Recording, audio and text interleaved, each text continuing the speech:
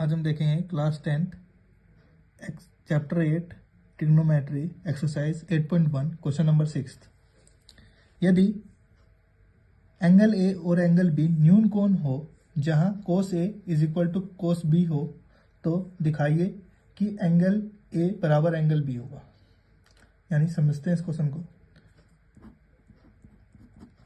देखो एक ट्रायंगल बना के देता हूं, ये ए बी और ये सी, ठीक है। मैंने इसको 90 डिग्री मान लिया है ना। और एंगल ए और बी क्या होना चाहिए? न्यून होना चाहिए। न्यून का मतलब क्या हो गया है? न्यून का मतलब क्या हो गया? 90 डिग्री से कम, है ना, 90 डिग्री से कम, ठीक है। न्यून का मतलब ये हो गया, जिसको एक्यूट एंगल बोलते हैं इंग्लिश में, ठीक है। 90 डिग्री से छोटा। तो ये दोनों क्या है? 90 डिग्री से छोटे हैं, है ना। ऐसा क्वेश्चन में कह रखा है। फिर हमसे कह रखा है कि कोस ए बराबर कोस बी दे रखा है ना। कोस ए बराबर कोस बी दे रखा है, ठीक है। तो हम यहाँ पे ट्रिग्नोमेट्री का इस्तेमाल करेंगे। मतलब देखो क्या है, पंडित बद्री प्रसाद हर हर बोले, ठीक है। तो ध्यान दो, कोस क्या होता है? ये होता है हमारा बेस अपॉन में हाइपोटेन्यूस, यानी बेस अपॉन में हाइपोटेन्यूस, है ना। और ये भी क्या होता है? कोस, ये भी कोस ही है, तो ये भी बेस अपॉन हाइपोटेन्यूस है होगा। लेकिन थीटा चेंज है यहाँ पे, थीटा पे भी नजर मारेंगे, ठीक है ना। तो देखो इसके अकॉर्डिंग क्या हो जाएगा? बेस अपॉन हाइपोटेन्यूस, है ना। ध्यान देना,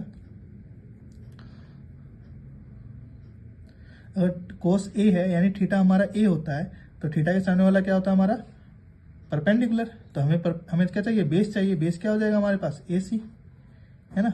और हाइपोटेन्यूस कितना हो जाएगा हमारे पास? ए बी, ठीक है। सेम यहाँ पे अगर मैं इसको अब इसको अगर थीटा मान लेता हूँ, यानी बी क्या हो गया? थीटा हो गया। तो थीटा के सामने वाला बेस हो जाएगा हमारे पास, परपेंडिकुलर हो जाएगा। तो हमारे पास बेस कितना हो जाएगा? B C. और हाइपोटेन्यूस क्या हो जाएगा? A B. इस ए बी से ए बी कट जाएगा, हमारा क्या हो जाएगा? ए सी क्या हो जाएगा? ए सी बराबर बी सी हो जाएगा, ठीक है। इसका ध्यान रखना, ठीक है। तो हमने फिर से देख लेते हैं एक बार। देखो कोस ए कोस बी है, ये दोनों बराबर हैं, है ना। क्वेश्चन में गिवन है। तो देखो दोनों ही क्या है? कोस है, तो क्या होता है? बी अपॉन एच हो जाएगा। यहाँ पे भी लिख सकते हो तुम बी अपॉन एच, है ना। उसके बाद देखो कोस ए यानी थीटा के अकॉर्डिंग चलेंगे, तो थीटा के सामने परपेंडिकुलर बेस चाहिए, तो बेस क्या हो जाएगा? ए सी, है ना। और हाइपोटेन्यूस फिक्स रहता है, तो ए बी हो गया हाइपोटेन्यूस, ठीक है। सेम यहाँ पे कोस बी के बारे में बात करते हैं। तो कोस बी के अकॉर्डिंग क्या हो जाएगा? हमारे पास हाइपोटेन्यूस चाहिए। हाइपोटेन्यूस क्या हो जाएगा? ए बी हो जाएगा, तो ए बी लिख दिया। और बेस क्या हो जाएगा हमारे पास? बी सी हो जाएगा, तो बी सी लिख दिया। ए बी से ए बी कट जाएगा, ए सी और बी सी क्या हो जाएंगे? बराबर हो जाएंगे, ठीक है।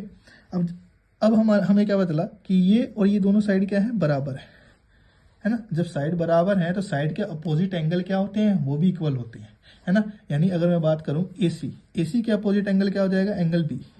ए सी के अपोजिट एंगल बी और बी सी के अपोजिट एंगल एंगल ए, है ना। यहाँ पे रीजन लिखेंगे, ठीक है। क्या लिखोगे यहाँ पे?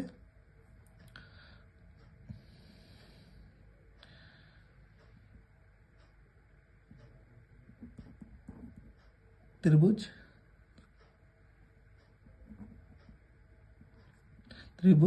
के कोण, ऐसे लिखो, त्रिभुज के भुजा बराबर होती है तो उसके आमने सामने वाले कोण बराबर होते हैं, ठीक है। तो इसको लिख ले। तो हमें यही प्रूव करना था। तो क्या हो जाएगा हमारे पास? एंगल ए बराबर एंगल बी, है ना।